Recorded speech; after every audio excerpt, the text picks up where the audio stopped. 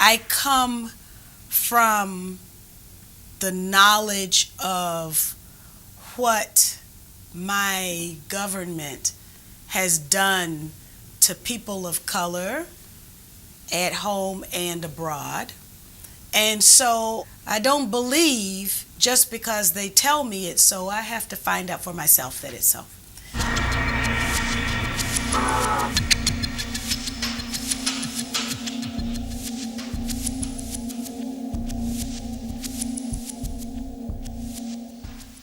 Initially, my rage was directed at the hijackers. Why did they do this? What did they expect to accomplish? What had Lisa done to them? I also became angry at my government. The government that was supposed to protect Lisa. In the different statements you have given to the commissions, you're always saying you are angry. I am angry. Just today we learned in the newspaper that two of the hijackers that were on my wife's plane, Khalid al-Midhar and Nawaf al-Hazmi, the CIA knew about them and didn't put them on the watch list and didn't inform the FBI about them so that they couldn't be caught when they were in this country. Όταν κατάλαβε ότι δεν ήξερε την αλήθεια, ο Στέφεν Πους αποφάσισε να κάνει τη δική του έρευνα. Προσέλαβε ένα detective και παράτησε τη δουλειά του. In December of 2001, I retired from my career in public relations to devote full time to working on finding accountability for 9/11. And how long are you gonna do it? Unfortunately, I think that may be for a very long time. Do you have some answers to the questions you asked 1 year ago? No, because you just keep getting more questions. Why would Bush and Dick Cheney not want an investigation? Why would they block the only little investigation that we got? The FBI, this is from Newsweek magazine, had an informant living with the hijackers. So I don't understand this. You have someone living in the same room with the hijackers and you don't know? No, I don't have any answers, but I do have more questions.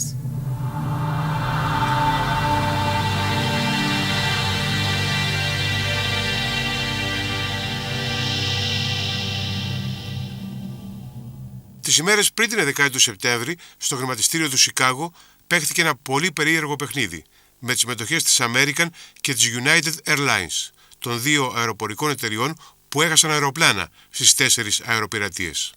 Αυτό έσπρωξε το δημοσιογράφο Κάιλ Χένς να ξεκινήσει μια επιτροπή πολιτών για την 11η του Σεπτέμβρη. My doubts about the official story were born when I read stories and saw on news coverage reports of insider trading. In the airline business, the principal carriers in the U.S. are Delta, United, and American. In this case, the pattern, the spikes were with United and American, but not Delta. There were sophisticated investors that bet that United and American stocks would fall.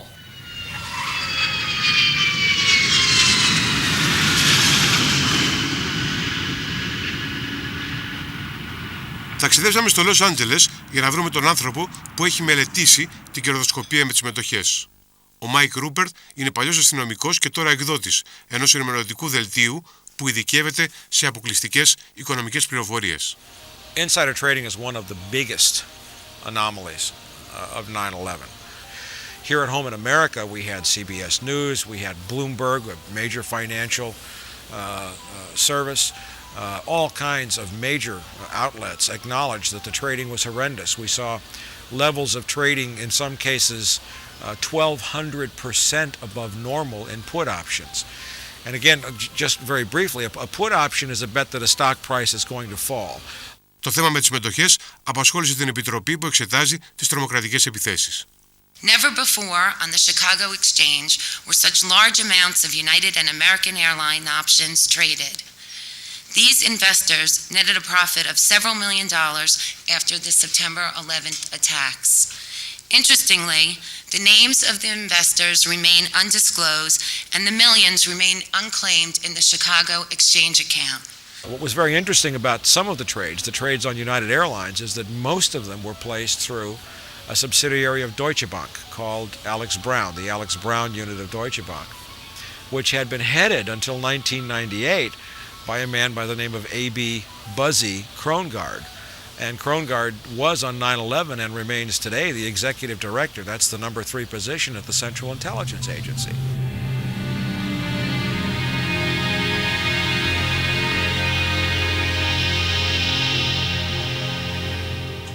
Η επίθεση της 11ης του Σεπτέμβρη παρουσιάστηκε ως κάτι το τελείως αναπάντεχο. Στην πραγματικότητα όμως, όταν ανέλαβε την εξουσία τον Ιανουάριο του 2001, ο Μπούς προειδοποιήθηκε ότι ο Μπιν Λάντεν θα χτυπήσει. Αυτό υποστηρίζει ο Σίδνεϊ Μπλούμενταλ, βασικός σύμβουλος του Προέδρου Κλίντον. Our national security advisor, Sandy Berger, told the incoming Bush administration officials this would be the biggest problem in foreign policy that they would face. There were 3 days of briefings of the Bush team.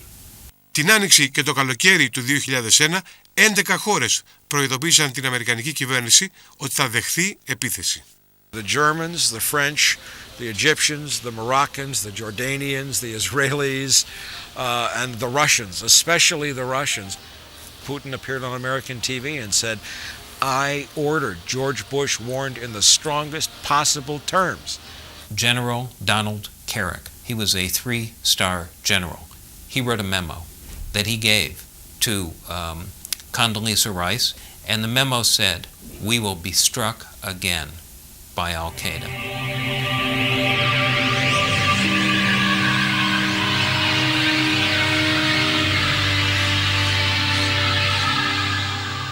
Ένα από τα βασικά επιχειρήματα της κυβέρνησης Bush είναι ότι οι πληροφορίες ήταν γενικές.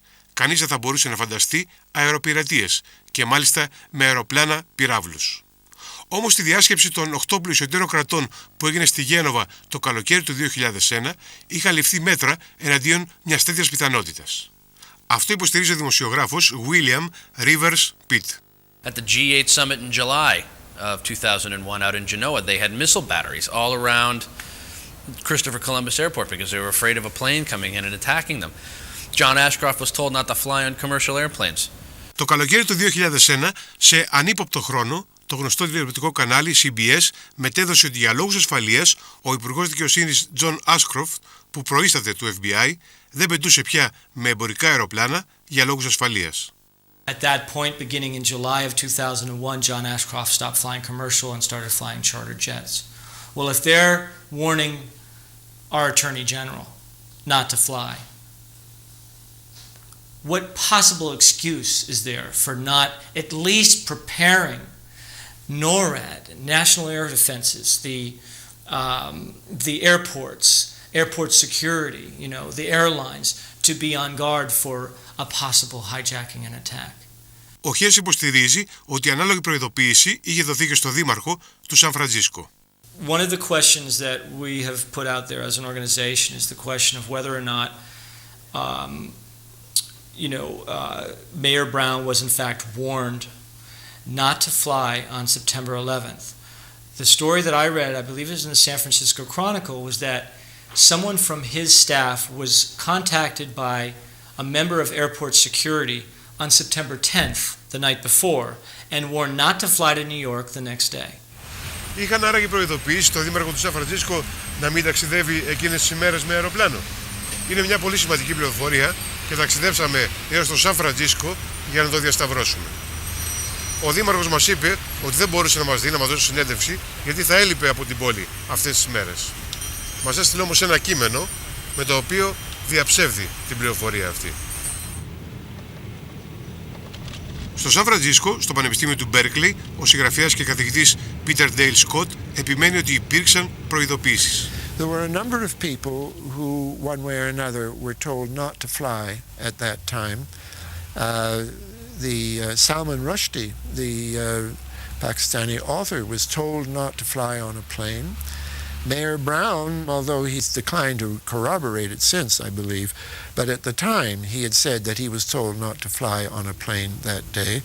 And I must say, all this talk that we never thought we'd have an attack like this, the Philippine intelligence in 1995, they got the documents for what was called Operation Bojinka, which was a plan to hijack planes simultaneously. And according to one version, we've never seen the actual documents, but according to press accounts of those documents, they would involve flying a plane into the CIA headquarters and another plane into the World Trade Center. So, and that's been around since 1995. Ένα από τα μεγάλα ερωτήματα αφορά τη συνάντηση της 6ης Αυγούστου του 2001 ανάμεσα στο διευθυντή της CIA, George Tenet, και τον George Bush. On August 6th, the president was in the midst of his vacation, his holiday. He went to Crawford, Texas, where he has his ranch. And George Tenet flew into town to give him his presidential daily brief. So he was giving him the brief, which was titled "Bin Laden Determined to Strike the U.S." This was reported by Ray McGovern, a former CIA analyst who wrote for the Miami.com, I believe, online. Ο Roy McGovern ήταν υψηλός αξιωματούχος της CIA. Ξέρει ότι ο Tenet προειδοποίησε ανοιχτά τον Αμερικανό πρόεδρο για αεροπειρατείες. We know that the president was briefed on August the 6th, 2001. What's that? About five weeks before 9/11. We also know that there were very high-level meetings before that of his chief advisors, where very stern warnings were issued about bin Laden attacking somewhere. We also know that there were all kinds of reports about bin Laden and Al-Qaeda using aircraft to smash into buildings and so forth.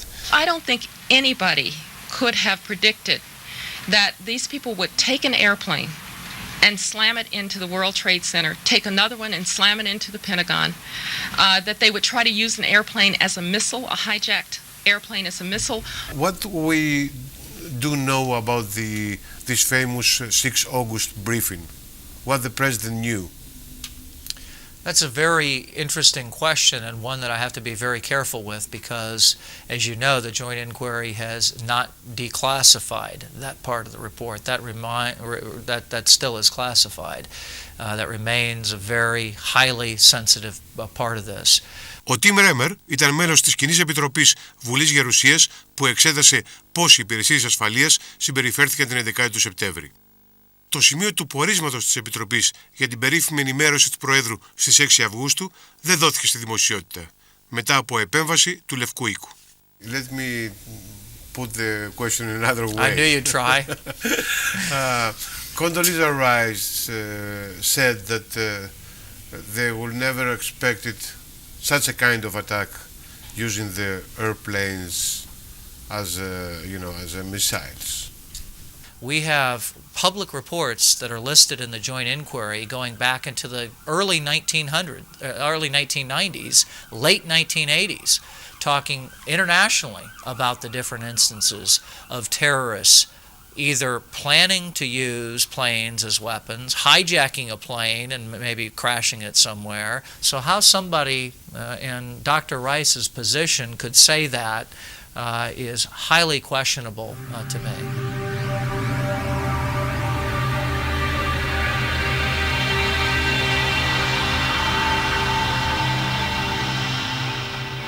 Σε 2 ακόμη περιπτώσεις, ομοσπονδιακοί πράκτορες υποπτεύθηκαν ορισμένους από τους αεροπειρατές. Μάθαιναν πιλότοι χωρίς να νοιάζονται για τις προσγειώσεις. Οι έρευνές τους μπλοκαρίστηκαν. Kenneth Williams in Arizona, in Phoenix, and Colleen Rowley, the whistleblower of the year, Time Magazine, both were basically stumbled onto and were investigating Arabs that were in flight schools, and they raised the concern that perhaps they were part of an operation or they were terrorists, and they brought that to headquarters. There was, in each case, their initiative, their good investigative work was blocked by headquarters. Your show isn't long enough to explain the number of mistakes that the FBI has made. It is going down a list that seems endless at times. The director of the FBI in the Clinton period was, for the most part, not very cooperative with the war on terrorism that President Clinton fought. All the others sent in daily reports, but not the FBI. What about the CIA? There have been warnings from 10, 11 countries. You're referring to the CIA. Aren't they culpable for mistakes there too? Absolutely. The CIA, its list is probably almost as long as the FBI's in many ways. We had a biggest theme for the CIA and the FBI. Well, you're addressing an endemic problem, and a problem that's always been there. The only solution to this problem, that is getting the FBI to fully communicate with the CIA and vice versa, the only solution to that is some central director who has purview over both, okay? That's how it worked under Jimmy Carter. Επικεφαλής της CIA επί Jimmy Carter ήταν ο ναύαρχος Turner. Τον βρήκαμε για να μάθουμε τι ακριβώς συμβαίνει. We've been told by CIA people and by FBI people they were not talking to each other. They were not. It's not that bad, but there was not adequate exchange of information. Yeah. There wasn't even adequate exchange of information inside the FBI. They weren't talking to each other. We have a very big intelligence bureaucracy in this country. We have 14 separate intelligence agencies collecting international intelligence. We spend some $38 billion a year on those 14 agencies. There's nobody in charge. There's no one person who can say, Agency 1, you must do this. Agency 12, you must do that. The press tries to spin that gee, somehow the CIA didn't tell the FBI, but that's not true. A closer look reveals that these guys were on watch lists, and it would have been so easy to find them. A rookie policeman who had been on the street for 10 minutes and had not had his coffee in the morning could have gone to a computer, Al-Hazmi and Almidar, and typed their names into a computer and found their address in San Diego.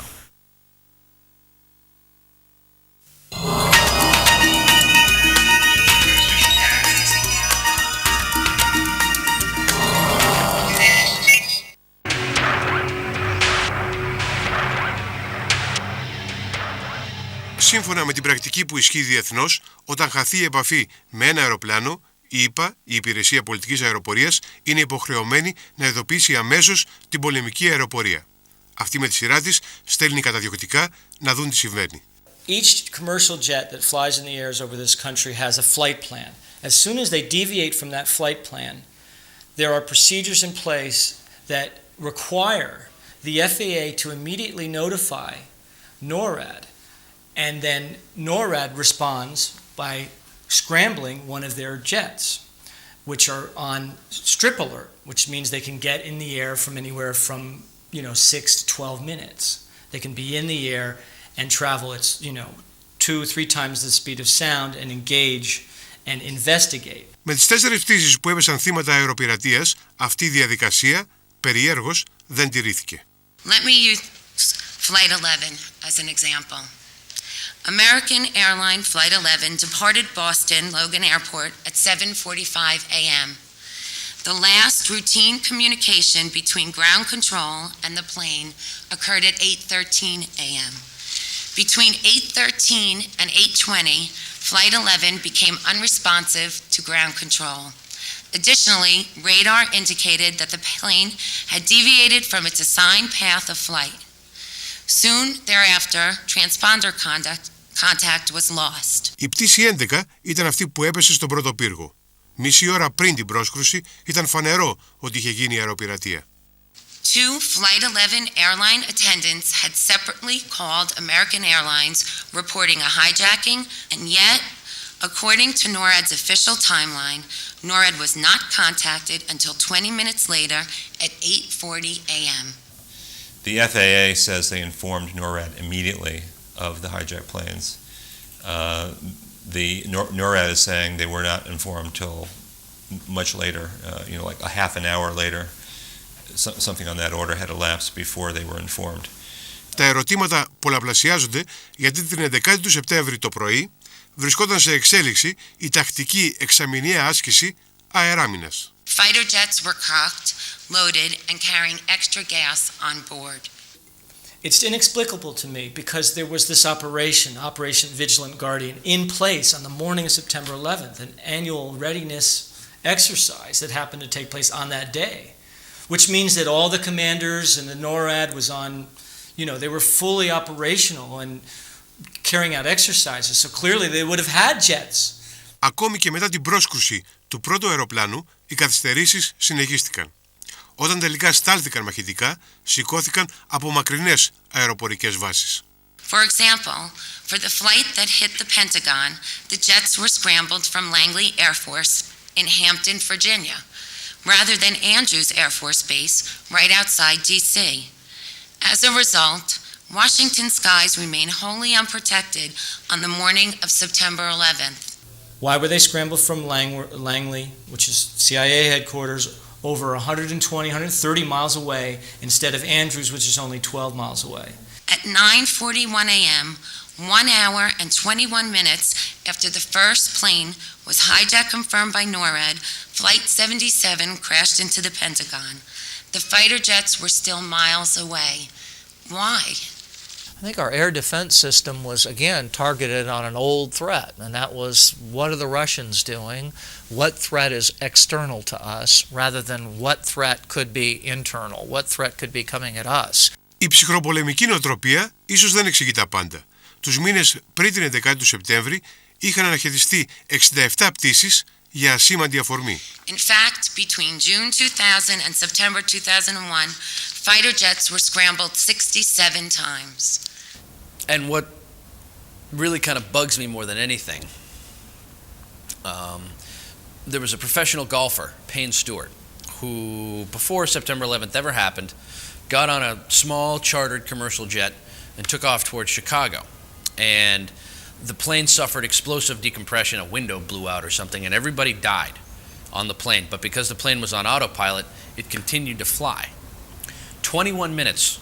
It took 21 minutes for the air traffic controllers to get an F-16 fighter to come in behind and do a visual inspection and see what was going on.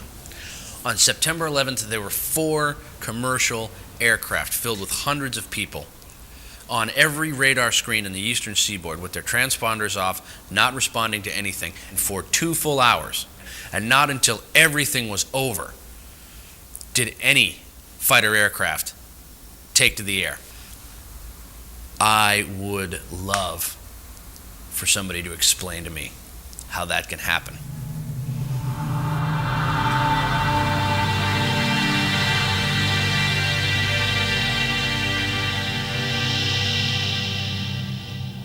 Όταν αργότερα ρωτήθηκε για τα γεγονότα εκείνης της ημέρας, ο πρόεδρος Μπούς δήλωσε ότι ήταν μια ενδιαφέρουσα μέρα. Πράγματι, ήταν ενδιαφέρουσα.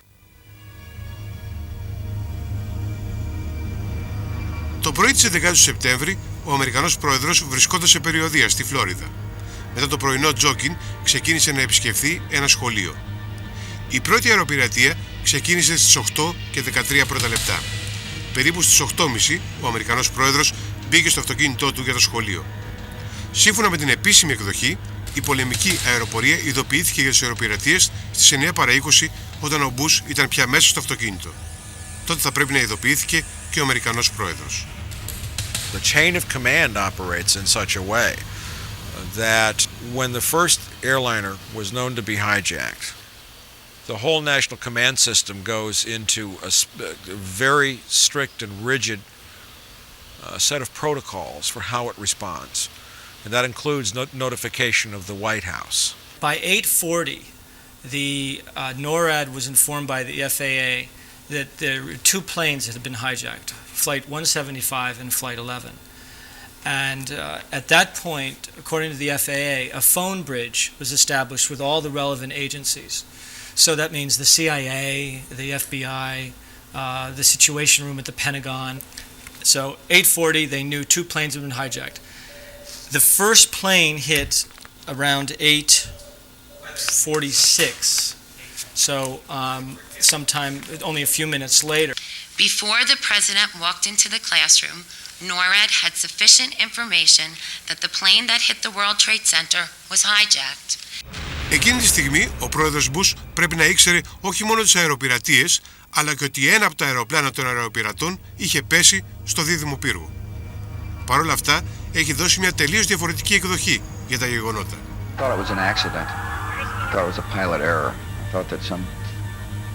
Foolish soul had gotten lost and made a terrible mistake.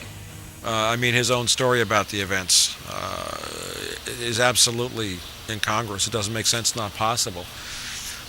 His official story was he was getting ready to begin to start speaking to the children when he saw a newscast of the first plane flying into the World Trade Center, and he said, "Oh, that's one really bad pilot." Well, in truth, the video of the first plane wasn't available for hours and hours and hours. Τις πρώτες ώρες είδαμε βίντεο μόνο από το δεύτερο πύργο. Το βίντεο από την πρόσκρουση του πρώτου αεροπλάνου βρέθηκε και άρχισε να προβάλλεται στις 12 Σεπτεμβρίου.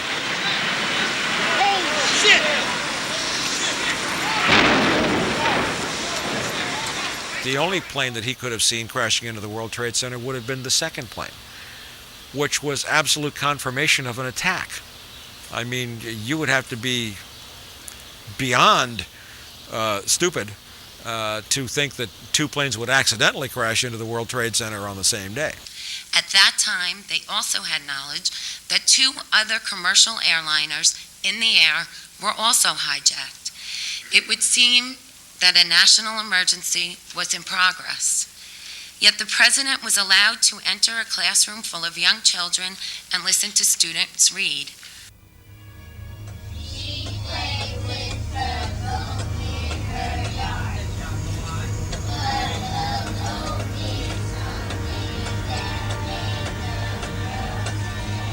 Let's clean that up. Get ready for get ready. The response to this information in Washington is that Cheney goes to specially protected war room and gets all kinds of special security. The president's response is to sit in an unprotected classroom and listen for 23 minutes to an 8-year-old girl tell a story about a goat. So how do you explain this? Get ready. The pet goat. Yes, the pet goat. Fingers under the first word of the story. Get ready to read the story the fast way. Get ready. A girl had a pet goat. Go on. She played with her goat in her house. My question is why? If the president knew his nation was under attack, why didn't they immediately stop that photo opportunity and immediately go into crisis mode? And we haven't gotten an answer to that question yet. Ο Μάικ Ρούπερτ είναι οπαδός της συνωμοσίας. Πιστεύει ότι κάποιοι μέσα από την αμερικανική κυβέρνηση είναι πίσω από τις επιθέσεις. But Bush, when he was locked up in that school, couldn't be contacted for any key orders, could he? And that was the critical time that was needed for the attacks to take place. But his explanation of events is beyond, if you were charitable and wanted to believe President Bush on that, you would still have to fire him, lock him up, and put him on medication.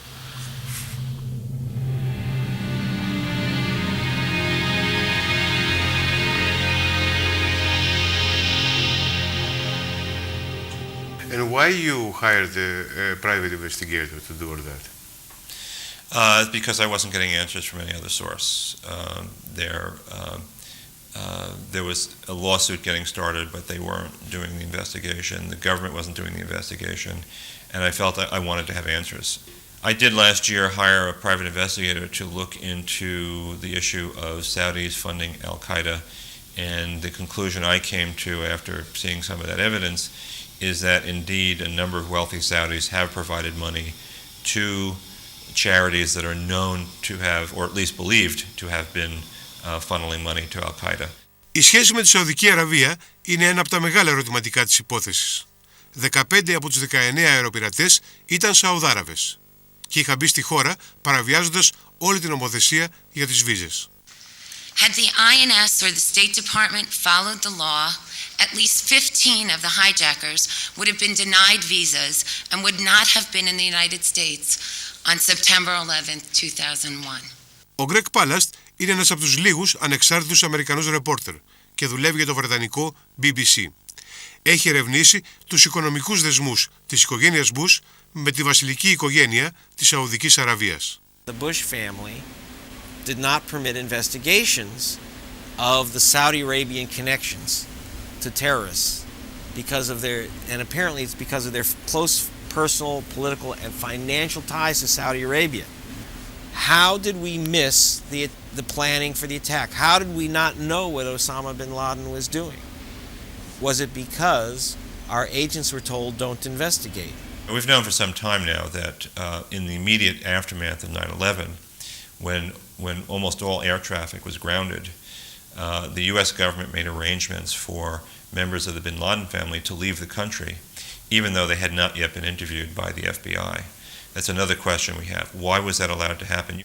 The historical record is that Osama bin Laden is an asset of the CIA. We still have not found him, and it's clear that we have shifted focus from Osama bin Laden to Saddam Hussein in Iraq. It begs the question, why haven't we more aggressively pursued the man that we believe was behind the attacks?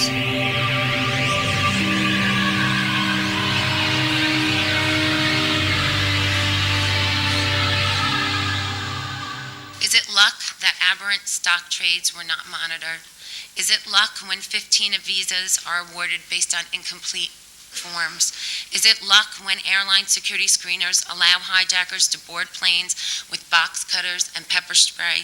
Is it luck when emergency FAA and NORAD protocols are not followed? Is it luck when a national emergency is not reported to top government officials on a timely basis? One of our major issues with this government and with the aftermath and dealing with the aftermath of 9/11, that there's been no accountability. In other words, no one has been held responsible for what is an obvious, on the face of it, gross failure, gross negligence, or worse. No one has been brought to task. No one's been, as far as we know, demoted or fired as a result. On the contrary, some of those individuals who appear to have made serious mistakes in judgment prior to 9/11 have actually been promoted. I know that they certainly, there was a senior FBI officer, agent we call him, in Washington, who had been warned about Arab pilots training, who did nothing, and in a sane society that man would have been fired. In fact, he was promoted. He was given a career award, a presidential citation, $25,000 with a certificate signed by the president a year after 9/11. Now, how does that figure? How does that figure? The average American worker wakes up every morning and goes to work. If they happen to be 15 minutes late, and they are late 2 or 3 days in a row, they could lose their job. So here we have this tremendous failing after trillions of dollars having been spent to protect us, and there's this failure, and instead of getting an answer, we're told, you don't need to know. What happens after 9/11? Well, the Central Intelligence Agency has shown itself to have been a terrible failure. So people were saying, well, does the director get dismissed? Well, curiously, not at all. As a matter of fact, the president goes out to the Central Intelligence Agency 10 days later, puts his arm around the director of Central Intelligence and says, the CIA, we have the best intelligence outfit in the world thanks to the men and women of the CIA. Now, why would he do something like that? Well, the only thing that the way I would interpret that is that he knows that George Tenet had warned him so many times in the spring and summer and early fall of 2001 that there was just not an option. He couldn't say, well, you didn't tell me, you know, dismissed, you're gone, you failed. because George Tenet would have his own little disk of things from his computer. The 32 times he warned the president, it wasn't George Tenet's fault.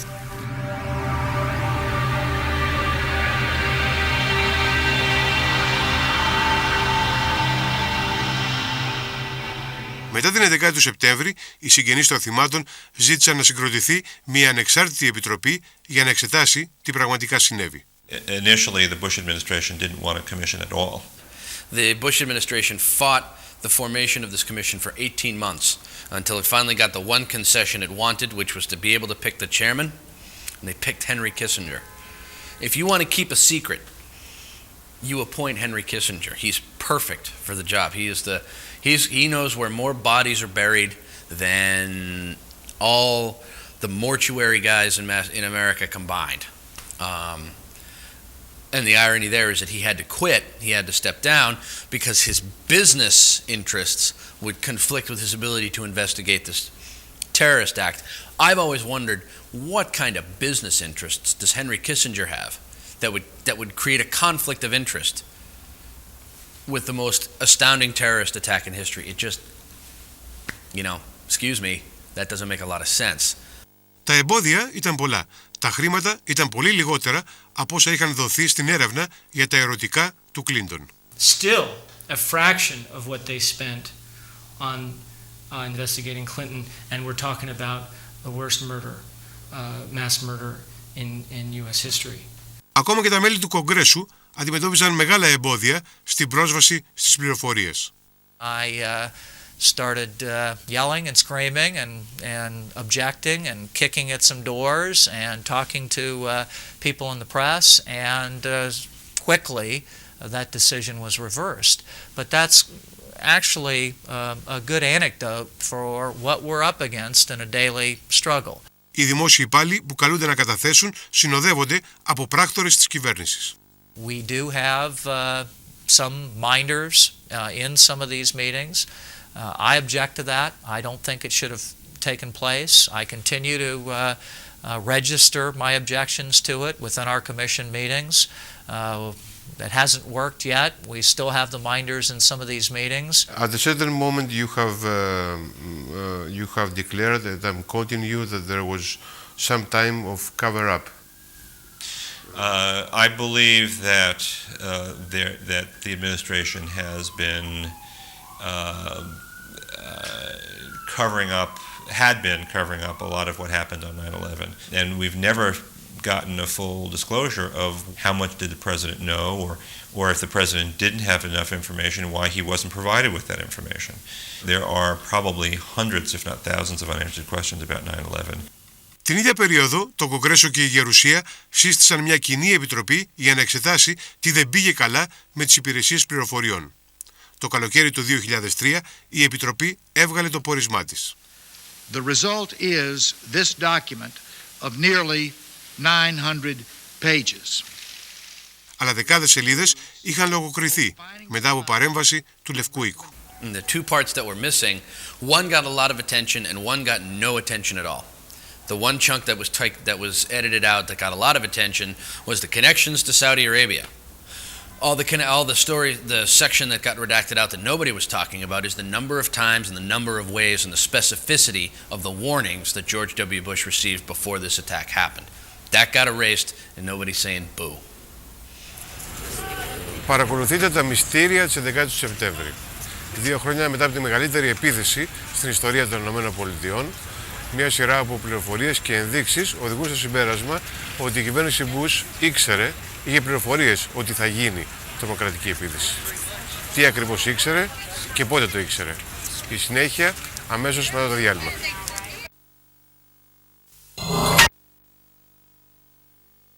On Air Force One, the president told us a story he has never told before on television, his story of the week we went to war. 2 χρόνια μετά την 11η του Σεπτέμβρη, τα μέσα ενημέρωσης αποφεύγουν τις κρίσιμες ερωτήσεις προς τον πρόεδρο της χώρας.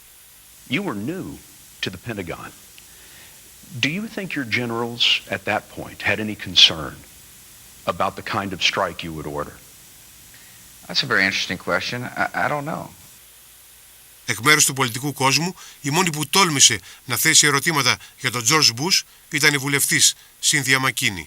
All of a sudden, so many things are happening and changing about the culture of America, the character of America, the values of America, the policy, military policy, domestic policy, foreign policy of America, and it's all because of September 11th, but we don't exactly know what happened on September 11th other than what we all saw on television. So it was about time for somebody to say something, and so the burden fell on me. She also raised questions, for example, later about the failures of our intelligence community before September 11th. And they twisted around her words and said, aha, she's saying the president planned the whole thing. She's a nut. She's a lunatic. I said, what did the Bush administration know? And when did it know it about those tragic events of September 11th? But for whatever reason, and it began with the Washington Post, Juliet Alperin at the Washington Post twisted it to Cynthia McKinney says Bush knew about September 11th in advance and let it happen so his friends could make money. Now, I didn't say that. They started a whisper campaign that she was a lesbian. They started a campaign that she was a sex maniac. So she's both a lesbian and a sex maniac, men and women. When that didn't work, then they said that she was a lunatic, that she was insane because of the campaign run against her by both Democrats and Republicans. So both her own party, she's a Democrat, her own party viciously attacked her. Those accusations finally stuck and she lost her seat in Congress. And so there was no congressperson who was going to take on the issue after that. It just wasn't going to be touched.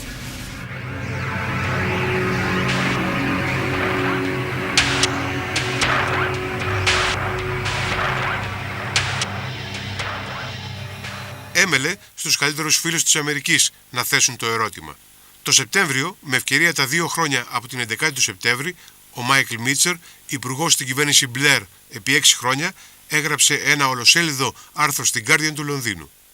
Κατηγορεί ανοιχτά την αμερικανική ηγεσία ότι άφησε την 11η του Σεπτέμβρη να συμβεί, για να αλλάξει την πορεία των Ηνωμένων Πολιτειών και του πλανήτη. Ο κύριος Μίτσερ, που παραιτήθηκε από την κυβέρνηση Μπλερ μόλις τον Ιούνιο, κατηγορεί ιδιαίτερα το σχέδιο για το νέο Αμερικανικό αιώνα. Μια ακραία συντηρητική οργάνωση στην οποία συμμετέχουν ο Υπουργός Άμυνας Ράμσφελτ, ο Υφυπουργός Βούλφοβιτς και ο Αντιπρόεδρος Ντικ Τσένι, και που είχαν δημοσιεύσει 1 χρόνο πριν, την 11η του Σεπτέμβρη, τη διακήρυξή τους. Πρότειναν πόλεμο στο Ιράκ και μια επιθετική αμερικανική πολιτική σε όλο τον κόσμο. Και τόνιζαν ότι μια τέτοια δραματική αλλαγή στην εξωτερική πολιτική των ΗΠΑ θα πάρει πολλά χρόνια, εκτός κι αν μέσα στις ΗΠΑ συμβεί μια μεγάλη καταστροφή. And this is in September of 2000, mind you. You flip to page 51 and it says, basically, none of these things will be happening quickly. You know, this big transformation will take a very long time unless there's a catastrophic and catalyzing event like a new Pearl Harbor. And here we are. These guys are either prophets or there's something else going on here. Ιδρυτής και από τους εγκέφαλους του σχεδίου για τον νέο Αμερικανικό αιώνα είναι ο Bill Kristol. Αυτή τη στιγμή θεωρείται από τους πιο ισχυρούς ανθρώπους της Ουάσιγκτον. Before the 11th of September you were rather a minority. Yes. And you were saying in your famous paper that unless if a major catastrophe comes into the United States, it will take a long time for our ideas to prevail. So it looks like you had a prophetic. No, I certainly didn't want a catastrophe, and I'm. Of course not. Yeah. But no, it's hard to get Americans to bear the burdens of power overseas. Contrary to the myth that Americans are very warlike people, if anything, Americans are very slow to go to war. And so I was a little pessimistic that Americans would be moved to do what they had to do until there was a shock, and 9/11 was a shock. Well, it takes a shock sometimes to get people to do the right thing. Clearly on 9/11, the American people reacted predictably. But it was necessary for an attack of that order to be carried out to justify not only the foreign activity, the military mobilization, the economic warfare, but also the very draconian measures that have been taken here. The Patriot Act, the Homeland Security Act, the violation of much of our Constitution, and other legislation that is pending right now. Michael Mitchell, who was the Minister of Great Britain for 6 years, Right.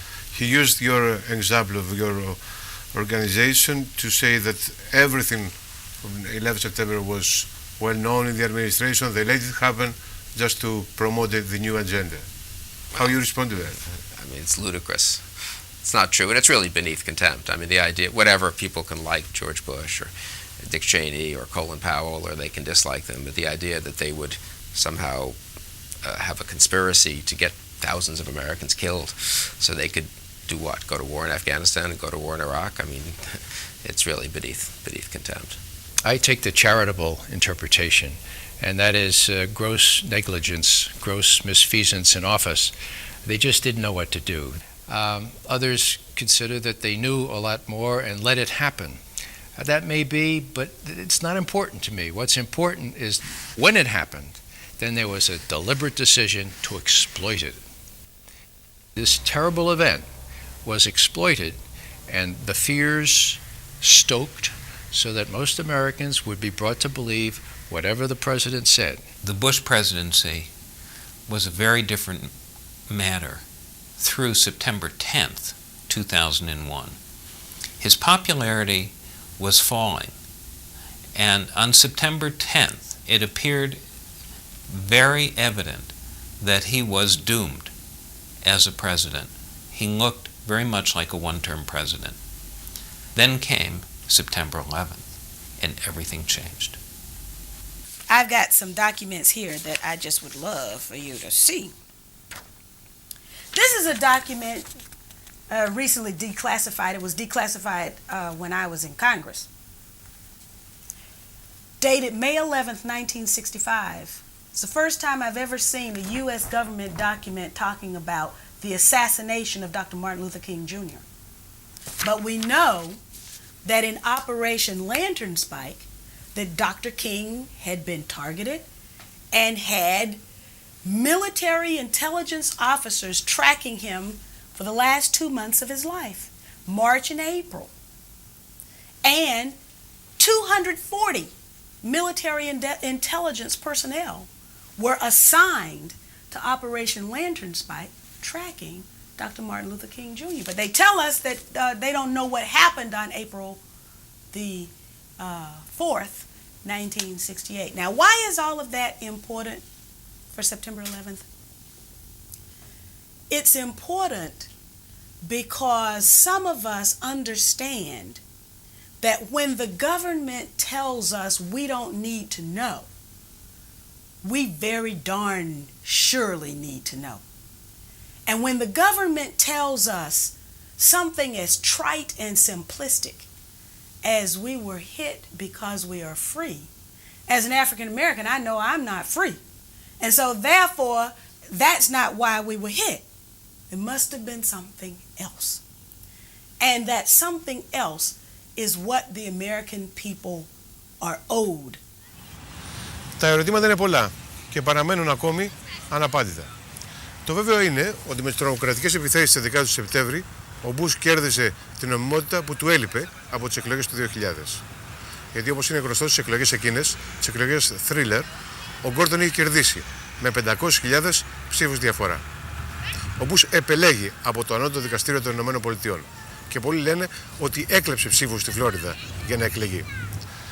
3 χρόνια μετά τις εκλογές του Νοεμβρίου του 2000, κάναμε μια μεγάλη έρευνα στις Ηνωμένες Πολιτείες. Θα σας παρουσιάσουμε πως κλέβοντας μερικές ψήφους μπορείτε να βρεθείτε μέχρι στο Λευκό Οίκο. Ρεπορτάζ Χωρίς Σύνορα κάθε Δευτέρα στις 10:04 το βράδυ. Κυρίες και κύριοι, γεια σας.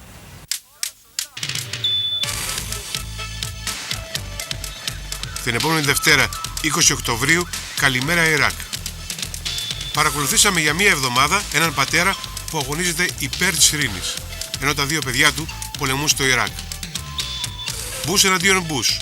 Ποιους υπουργούς σήμερα αποκαλούσαν τρελούς στη CIA του μπαμπά Μπούς. Μια διεθνής αποκλειστικότητα. Αποκάλυψαν ότι η γυναίκα του δουλεύει για τη CIA. Αποκλειστική συνέντευξη με τον πρέσβη Πέτρο του Σκανδάλου που συγκλονίζει σήμερα την Ουάσιγκτον. Αμερικανοί ειρηνιστές στο Ιράκ. Ένας πρώην υπουργός δικαιοσύνης μαζεύει υπογραφές για την καθαίρεση του Τζορτζ Μπούς. Τα γεράκια του Πενταγώνου ζητούν περισσότερους στρατιώτες στο Ιράκ. Η αυξανόμενη εμπλοκή των ΗΠΑ και τα διέξοδα. Μην χάσετε τις επόμενες εκπομπές. Την επόμενη Δευτέρα, 20 Οκτωβρίου, καλημέρα Ιράκ. Δευτέρα, 3 Νοεμβρίου, πώς να κλέψετε το Λευκό Οίκο.